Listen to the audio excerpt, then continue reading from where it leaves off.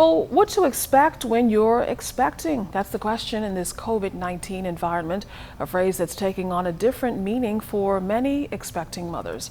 Our Anthony Smith spoke to a childbirth educator on the implications of COVID-19 and new motherhood.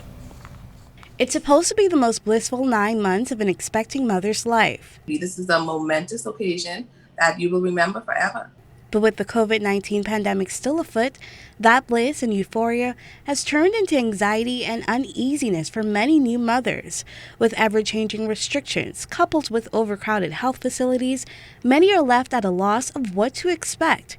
And that's something childcare educator Bernica Smith is trying to get ahead of. So I decided to take an online approach, and that worked out great. I mean, moms were in the comfort of their home, still getting the same exact information and quality of information that they would have gotten in person. And it was so timely because there was so much information out there now. What is COVID-19? How is this going to affect me? How is this going to affect my baby? Those possible effects posing a big concern to many mothers.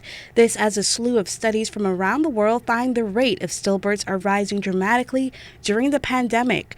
Researchers pointing the finger at an increasing amount of stress and disruption in health services. There are levels of stress, and you can manage this stress. A lot of stress comes from fear, anxiety, and uncertainty. There's a certain level of anxiety you have when you're prepared to go in to take a glucose tolerance test. And then there's another level of anxiety and fear that you have when you don't even know what a glucose tolerance test is. So it's important to take a childbirth education class to manage this fear and anxiety that surrounds pregnancy. Smith says the idea is to stay abreast about the different options as many women adapt to birthing plans that include giving birth outside a traditional hospital. Popular search engine Google reporting back in May that searches for home births have grown since the early stages of the pandemic. But for those anxious about sticking to the traditional, she says it's important to be in control.